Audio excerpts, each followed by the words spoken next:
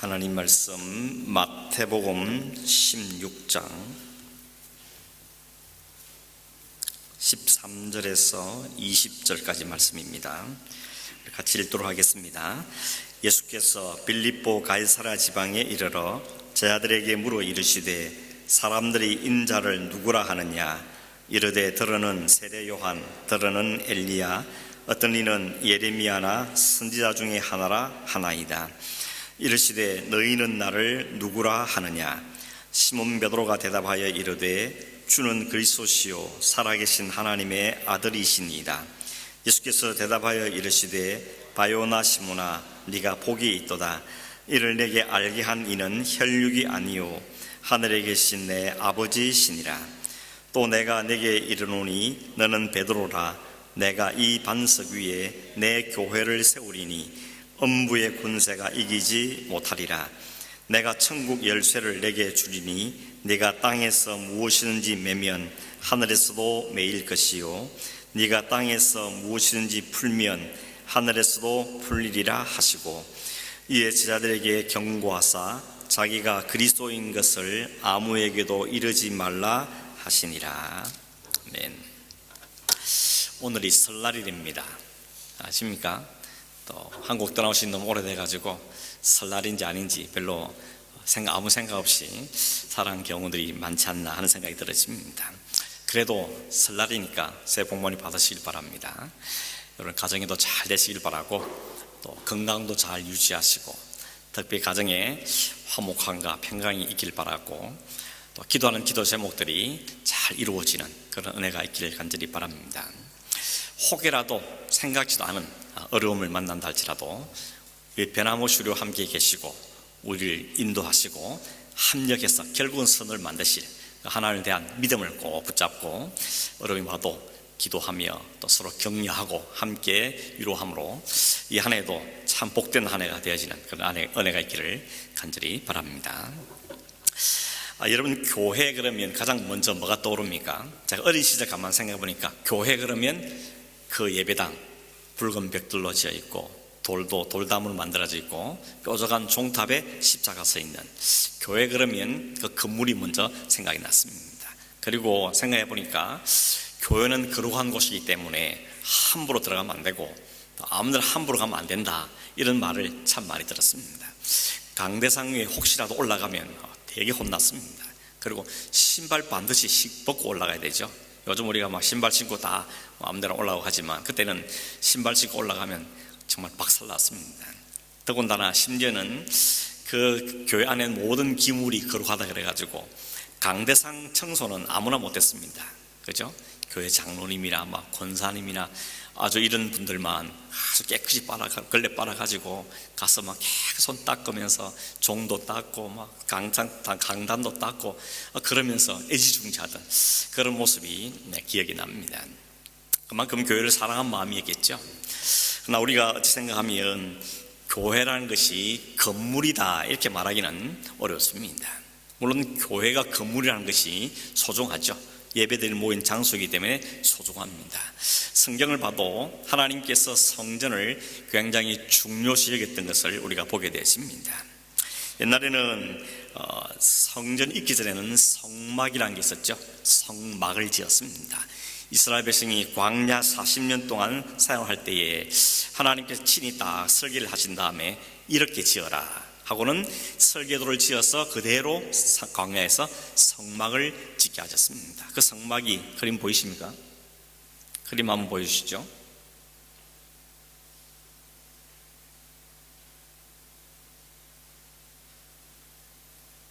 보입니까 이제?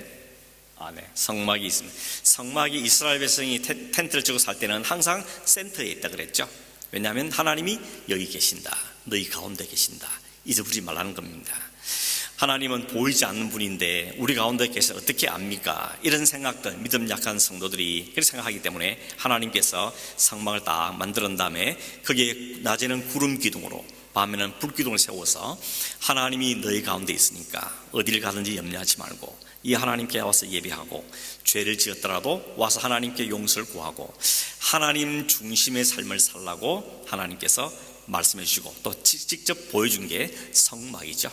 우리가 지난번 생각한 것처럼 행진을 할 때는 이 성막이 제일 앞에 가죠. 이 성막을 언약궤를 맨 제사장들이 앞장서면 하나님께서 우리 앞에 가시는구나. 그 하나님 앞에 가시니까 어떤 이방인도 어떤 환경의 문제도 하나님이 가시는 길을 막을 자는 없다. 이런 믿음을 갖고 그 걸음을 갖게 되는 것입니다. 여러분, 광야라는 것이 길이 제대로 있는 곳이 아니지 않습니까? 그렇다고 하면 먹을 게 풍성한 것도 아니시고 모든 게 열악한 곳인데 뭘 믿고 가겠습니까? 하나님이 나만 믿어라, 나를 보고 따르라 라고 하나님만 보고 따르게 하셨죠. 그랬더니 하나님께서 매일 먹을 거 공급해 주시고 옷도 떨어지지 않게 하시고 물도 제공하시고 하나님 그 인생을 책임주는 것을 경험하게 사는 것입니다. 그래서 이스라엘 백성들의 40년 광야 생활의 항상 중심은 성막이었습니다.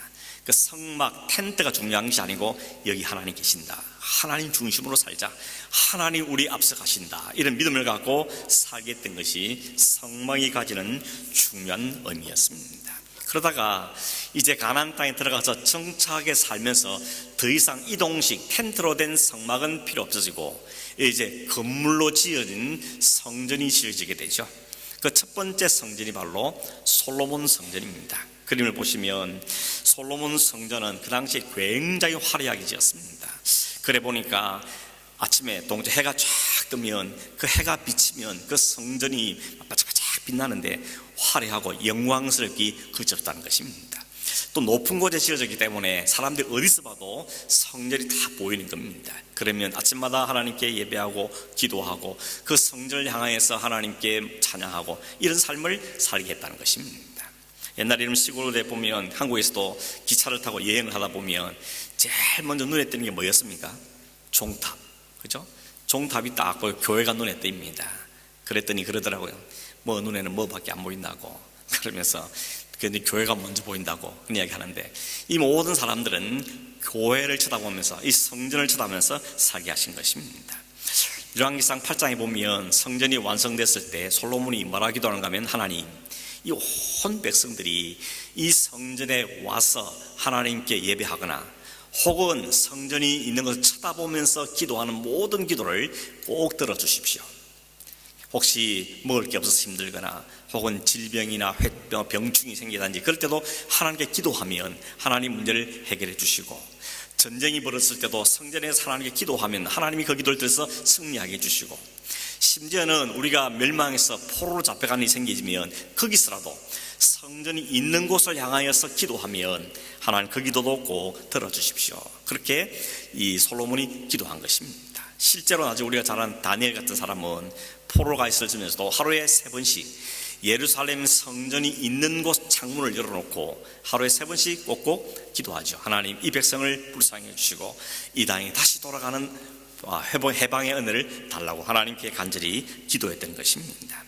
근데 그 성전이 완전히 무너지죠. BC 586년에 바벨론이 포천경에 돌아서 그 허랬던 솔로몬 성전이 완전히 박살납니다. 다 허물어지고 그 성전을 장식했던 모든 금들은 다 뜯어가고 그 안에 있던 모든 기물도 다 빼앗아 갔습니다. 성전이 완전히 폐허가 된 것입니다. 그러나 70년 후에 바벨론에서 다시 돌아온 스룹바벨이 다시 성전을 다시 짓죠. 그 성전을 가리켜서 말하는 거 하면 스룹바벨 성전이라 그럽니다. 그림을 보니까 별 차이가 안 나 보이지만 이 성전은 처음 솔로몬 성전에 비교하면 굉장히 작고 초라했습니다. 그때는 황금, 은은 아주 돌같이 여길 정도로 황금으로 칠갑을 했는데 이 스룹바벨 성전은 규모도 작게 지었고 또 초라한 성전이었습니다. 그래서 여러분 성경에 보면 이 스룹바벨 성전이 완성됐을 때 옛날에 솔로몬 성전을 봤던 사람들, 나이가 많으신 분들은 그 스룹바벨 성전을 보면서 울었다 그랬습니다.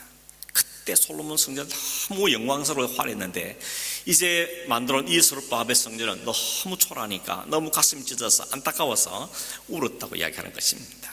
성전이 재건된 것은 좋았지만 그러나 과거의 영광 비하니까 너무 초라해서 너무 가슴 아픈 이런 울음을 이야기하고 있는 걸 볼 수 있습니다.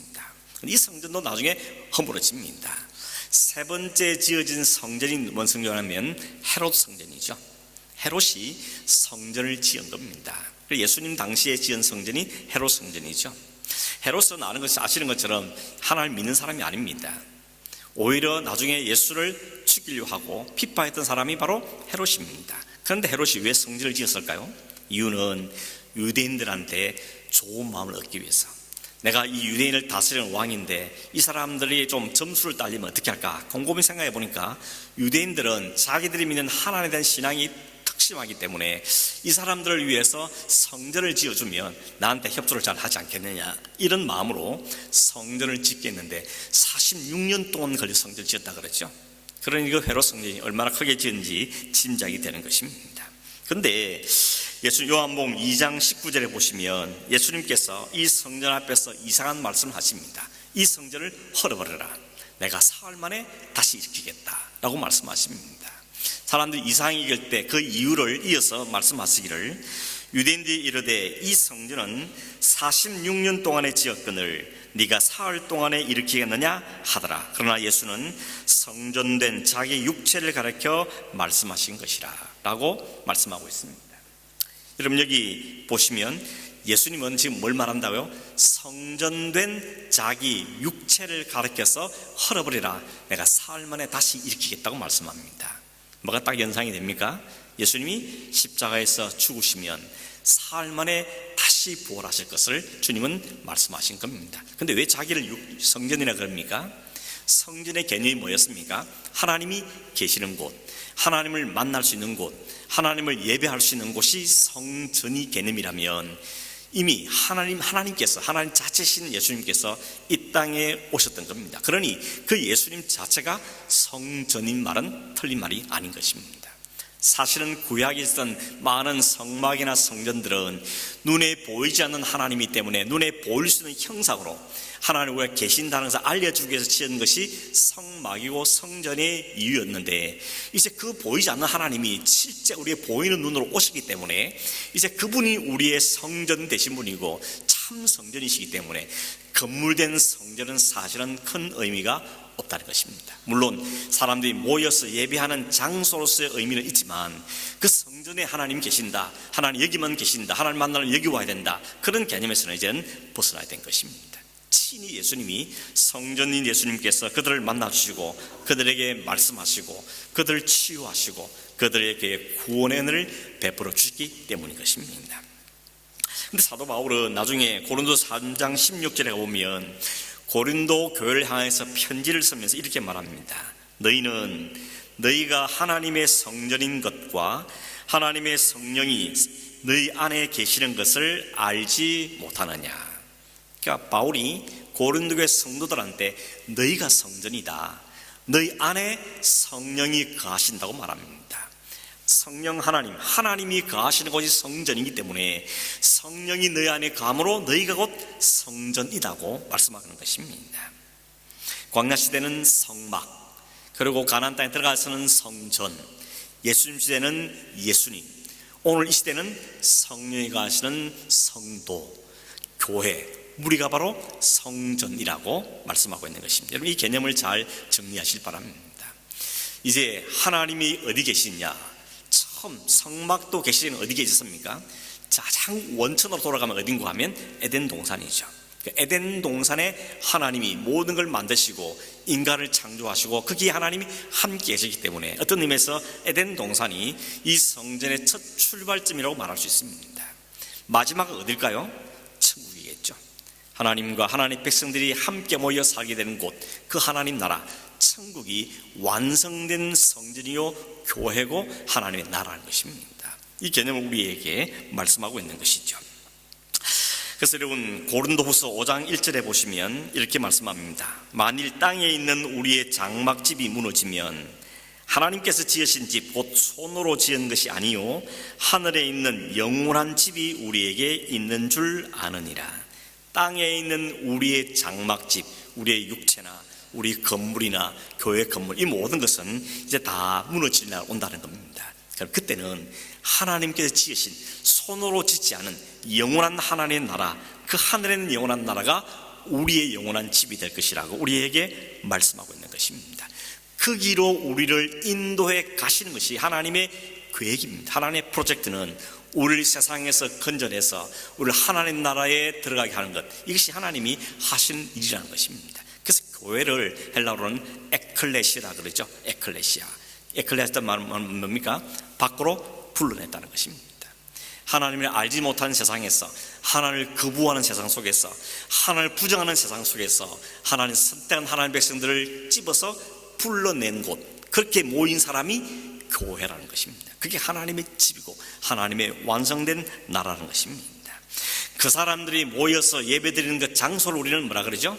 예배당이라 그러죠. 옛날에 우리 시골에 교회 가면 항상 간판에 무슨 예배당 이렇게 써 있습니다. 예배를 드리는 장소라는 것이죠. 그러다가 언제부터는 그것이 예배당이라는 말이 없어지고 그냥 무슨 교회 이런 말을 쓰기 시작했습니다. 어떤 분이 그러더라고요. 우리 교회도 성지순례 가는 계획을 갖고 있는데, 성지순례를 할 때 그 성지라는 것은 예수님이 거기서 태어나셨고 거기서 사셨고 거기 교회가 시작됐고 했기 때문에 거기는 우리가 성지다 이렇게 부르지만, 엄격하게 따지면 이제 더 이상 그것은 성지는 아니죠. 이미 거기는 성자리보다는 뭡니까? 유적지가 된 것입니다. 아, 여기 예수님 사셨구나, 예수님 살았던 동네가 이런 거구나 하는 의미에서 우리에게 중요한 의미가 있는 것입니다. 하나님이 계시는 성지는 어디입니까? 오늘 성경이 말한 것처럼 우리가 다 성지라고 말씀하고 있다는 겁니다. 그래서 어느 목사님이 농담삼아 하는 말이, 성지순례 꼭 가고 싶냐고, 그러면 옆에 있는 부인 손을 꼭 잡으라고. 여기가 성지라고, 딴 데 성지가 아니고 우리가 다 성지다, 이렇게 농담하는 이야기를 들었는데, 주님 지금 그 이야기를 하고 계시는 것입니다. 너희가 성령이 거하시는 거룩한 전이다. 여기까지 생각하면 참 부끄럽지 않습니까? 내가 진짜 거룩하신 성령이 거하시는 전으로 합당한가 하는 것입니다.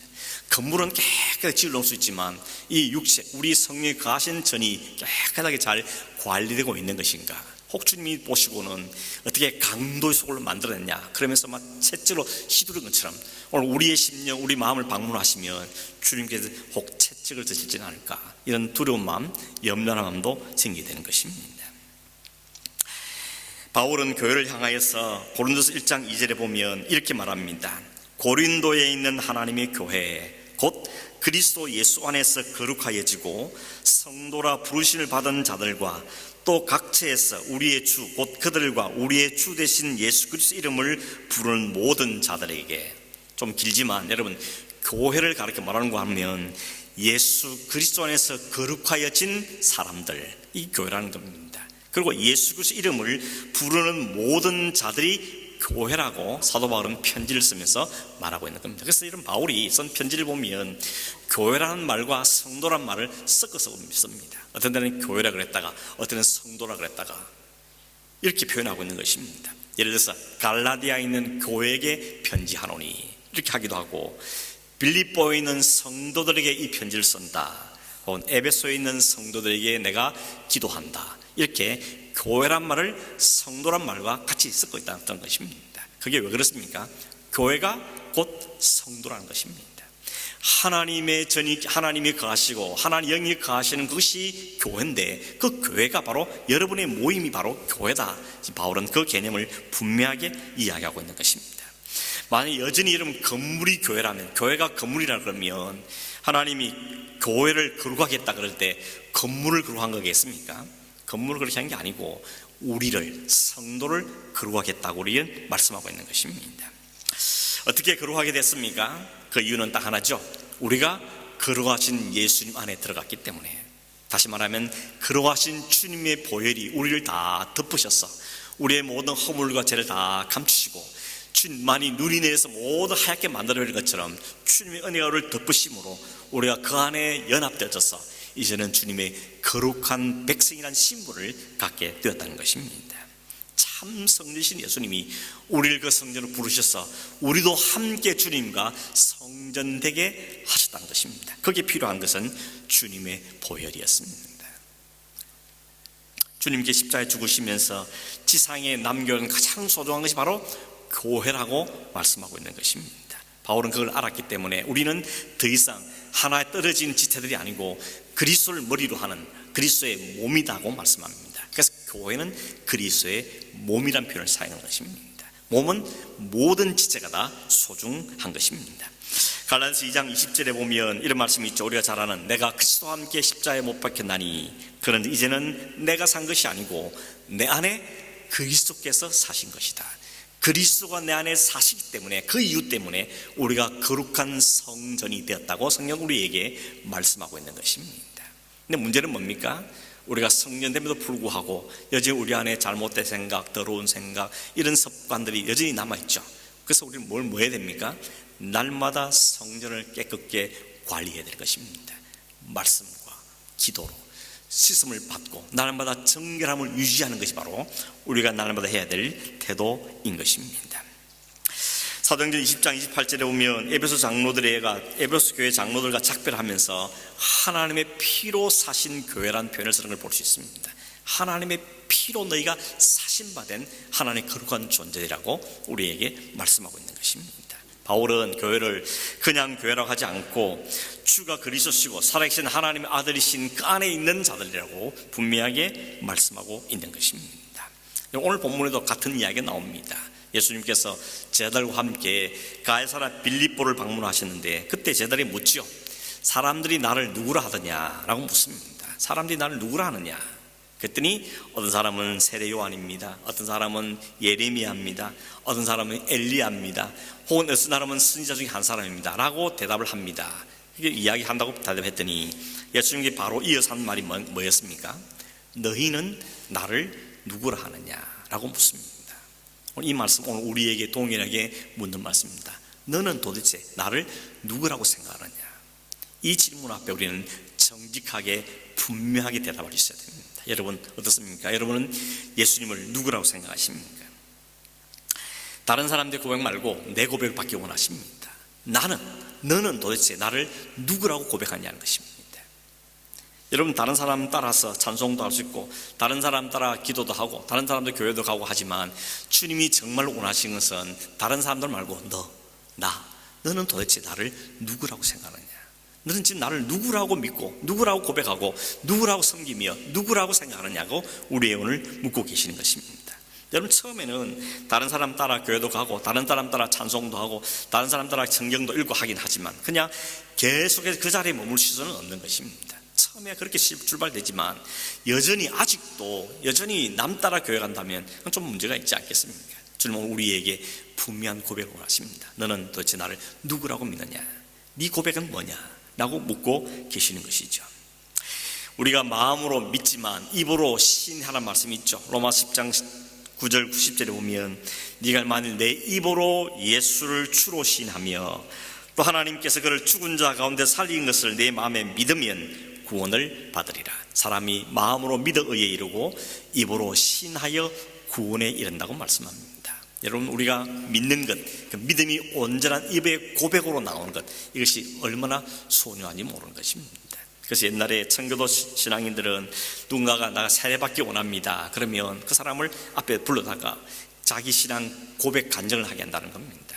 그 이야기 듣고 사람들이 저 사람은 저 고백을 들어보니까 정말 예수를 믿는 사람이 맞구나 하는 그런 느낌을 받은 사람이 적어도 청중에 2분의 1이 넘어야 그 사람에게 세례를 주었다 그럽니다. 진실된 고백, 참된 고백이 중요한 것을 이야기하는 것입니다. 켈빈은 그런 이야기 했습니다. 교회는 보이는 교회가 있고 보이지 않는 교회가 있다 그랬습니다.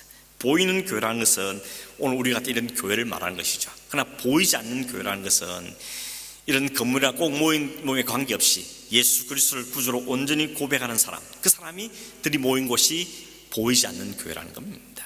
그런 의미에서는 보이는 교회 숫자와 보이지 않는 교회 숫자가 일치되는 게 중요한 것이죠. 간절히 바라기는 오늘 우리 교회의 모든 성도 모임의 이 숫자가 보이지 않는 교회 숫자와 동일시길 바랍니다.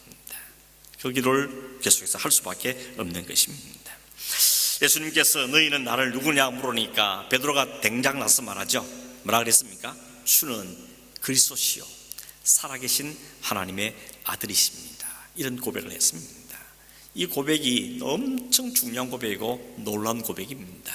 영어 성경에 보면 뭐라 했습니까? 그 앞에 더라는 관사가 붙어 있습니다.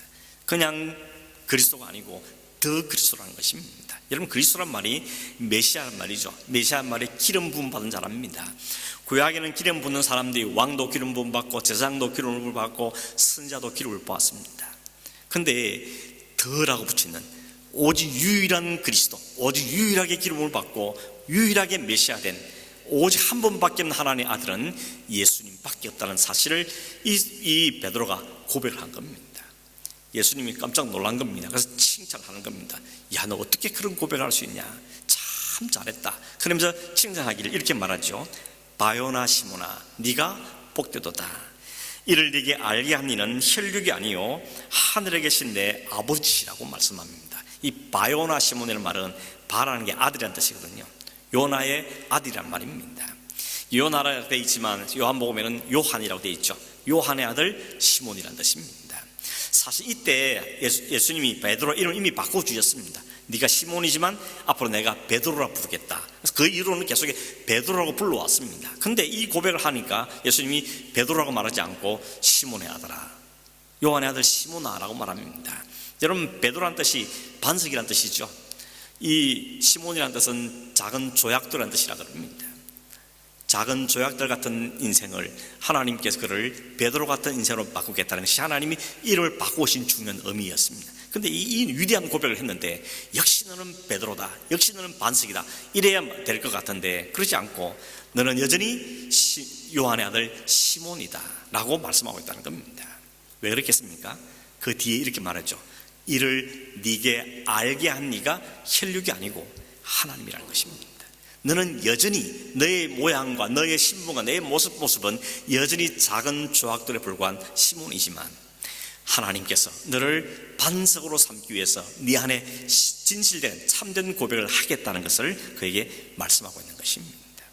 오늘 우리도 예수를 믿고 거룩한 하나님의 전이 되었지만 우리의 모습은 여전히 부족하고 연약합니다. 그러나 하나님 오늘 우리에게 말씀하시길 너의 환경에 관계없이 너의 겉모습에 관계없이 네 안에 하나님께서 진실된 고백을 하겠다면 네가 바로 하나님의 백성이고 네가 바로 반석이라고 말씀하고 계시는 것입니다. 그래서 네가 복이 있다는 것입니다. 여러분, 이 고백이 내가 하고 싶다는 게 아닌 게 그렇습니다. 믿음이라는 것이 연구하고 분석하고 공부하고 그래서 얻어지는 거라면 모르겠지만 그게 아니고 믿음이라는 뭡니까? 믿어지는 거라 그랬죠. 그냥 믿어지는 겁니다. 그래서 믿음은 선물이다 혹은 은혜라고 이야기하는 것입니다. 교회의 멤버십이라는 것이 사람이 주는 것이 아니고 하나님께 주시는 것이라는 의미를 갖고 있는 것입니다. 그래서 교회를 여러분 많은 사람 가운데 집어서 불냄을 받은 사람들이 바로 교회라는 것입니다.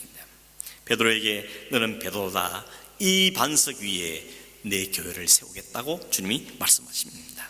사실 이 말 때문에 캐톨릭에서 교황권이라는 게 생겨난 거죠. 봐라, 예수님이 베드로를 인정했다. 그래서 베드로가 첫 번째 교황이고 그 이어서 교황권이 이어온 거다 그렇게 이야기합니다. 그러나 그렇지 않습니다. 주님께서 그 베드로를 가리켜서 베드로 위에 교회를 세웠다 한 것이 아니고 이 반석 위에 계셨다는 것은 이 그 반석은 베드로를 가리킨 것이 아니었습니다. 베드로가 고백한 신앙의 고백을 말한 것이었습니다. 학자들이 글을 보니까 베드로의 이름은 헬라어로 페트로스, 남성 명사인데 이 반석할 때 이 반석은 페트로스가 아니고 페트라라고 여성 명사로 사용됐다는 겁니다. 그러니 주님이 말씀하신 이 반석이라는 말은 그 옆에 있는 베드로를 가리킨 것이 아니고 너 안에 이 고백을 하게 한 그 하나님을 말미암아 고백한 사람, 그 신앙의 고백을 이야기하는 것이라고 설명하는 것입니다. 여러분, 만일 그렇다면, 그렇지 않다면 베드로가 바로 이후에 어떻습니까? 사탄아 내 뒤로 물러가라 이렇게 책망도 받지 않습니까? 그러니 베드로 자체가 위대한 것이 아니고 하나님이 그를 베드로 삼으신 하나님의 은혜가 그에게 임했다는 것, 그래서 복이라고 말씀하고 있는 것입니다. 오늘 여러분, 베드로만 그런 고백을 하는 것이 아니죠. 주님은 그리스도십니다. 주님은 유일한 그리스도십니다. 주님 하나님의 아들이십니다. 이 고백을 하게 된 우리 모두가 주님의 교회를 이루는 반석 같은 존재가 됐다는 사실을 주님 우리에게 말씀하고 있는 것입니다. 여러분, 교회는 뭡니까? 교회는 하나님이 선택하셔서 주를 그리스도로 하나님의 아들로 고백하는 사람들 모임, 그 공동체가 바로 교회라는 것입니다. 그들이 장차 천국 백성을 살게 될 것이고 이 땅에서 천국 백성의 삶으로 훈련되어 갈 것이며 배워가서 장차 하나님만 하신 그 완전한 하나님 나라에서 그 나라의 백성으로 살게 될 것을 우리에게 말씀하고 있는 것입니다. 그럼 오늘 우리에게 이 제대로 된 신앙의 고백이 너무 중요합니다. 여러분, 정말 이 한 해 동안 우리 안에 주님은 그리스도시고 살아계신 유일한 하나님의 아들이십니다. 이 고백이 우리 모두에게 한 사람도 빠짐없이 일어나게 되기를 간절히 바랍니다. 오늘 교회들이 그런 고백을 다 하는 것처럼 보여도 사실은 그렇지 않다는 것을 우리가 부정하기 어렵습니다. 정말 자신들이 죄인됨을 깊이 인식하고 그런 우리를 부르셨어 우리 모든 죄를 다 제거하시고 그리스도 보혈로 용서하시고 덮으시고 성령이 우리 안에 오시면 우리 입에 통해서 예수가 그리스도를 고백하는 이 놀라운 은혜가 주어지는 것이 무엇보다도 놀라운 복의 복이라는 것입니다. 그런 이 복이 우리 모든 성도들 가운데 또 모든 가정 가운데 있으시기를 간절히 바라고 이 복이 많은 사람들에게 선포되는 은혜가 우리 안에 있기를 간절히 바랍니다. 한 가지만 더 덧붙이면 교회는 주님께서 말씀하기를 내 교회라 그러죠. 이 반석 위에 이 신앙 고백에 내 교회 세우겠다고 말씀하십니다. 주님이 교회는 내 것이라는 겁니다. 내 교회라는 것이죠. 교회를 세우신 예수님 그분께서 내 교회라고 말씀하십니다. 목사도 아니고 개척 멤버도 아니고 주님만이 교회의 진정한 주인이라고 우리에게 말씀하고 있습니다. 그리고 교회의 틀을 닦으신 분이 바로 주님인 것입니다. 그러므로 주님 외에 주님 외에 그 교회가 터가 될 사람은 아무도 없다는 것이죠. 고린도서 3장 11절에 보면 이 닦아둔 것 외에 능히 다른 틀을 닦아둘 자가 없으니 이 틀은 곧 예수 그리스도라. 예수님 위에 세워진 교회가 주님이 원하신 교회고 주님이 세워가자 하는 교회이며 하나님이 인정하신 교회라는 것입니다. 안타깝게도 오늘 현대 교회가 지나치게 주님 중심보다는 인간 중심으로 흘러가는 경향이 없지 않습니다. 정말 주님이 원하신 교회일까? 아니면 사람들이 좋아하는 교회일까? 우리가 한번 곰곰이 생각해 보면 많은 부분에서 사람 중심의 모형이 돼가는 경향들이 없지 않은 것입니다. 우리가 그래서 부지런히 물어야 되죠. 하나님 어떤 교회여야 합니까? 어떤 성도여야 합니까? 어떤 나여야 합니까? 주님 중심된 주님의 말씀의 기초에 세워진 개인, 가정, 교회 이 모든 공동체가 되어야 하는 것이 우리의 주어진 숙제라는 것입니다. 말씀을 정리합니다. 여러분, 교회는 더 이상 건물이나 조직이나 시스템으로 보는 것은 우리가 좀 접어야 됩니다. 건물이 필요 없단 말은 아니고 시스템이나 조직이 필요 없단 말이 아니고 더 중요한 이따라 사실 잊어버리면 안 된다는 것입니다. 그것은 뭐랍니까? 우리의 온전한 신앙의 고백입니다. 주님 그리스도십니다. 주님은 하나님의 아들이십니다. 그 주님이 나를 살리셨고 내가 주님의 백성이 됐습니다. 나를 주님의 거룩한 하나님의 백성 성전으로 삼아 주셨습니다. 이 온전한 고백이 우리에게 꼭 필요한 것입니다. 이 고백이 없으면 그 다음 단계로 나가기가 어려운 것입니다.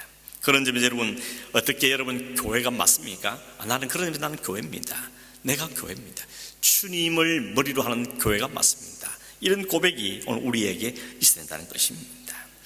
교회의 주인은 주님이라는 사람을 우리가 다시 한번 꼭 기억하면서 주님이 주인이시니 주님이 교회를 이끌어 가시고 주님이 가정교회를 이끌어 가시고 주님이 개인의 교회를 이끌어 가 주셔서 주님이 기뻐하시고 주님이 원하시고 주님이 바라시는 그 교회가 아름답게 이루어지길 우리가 간절히 소망해야 한다는 것입니다.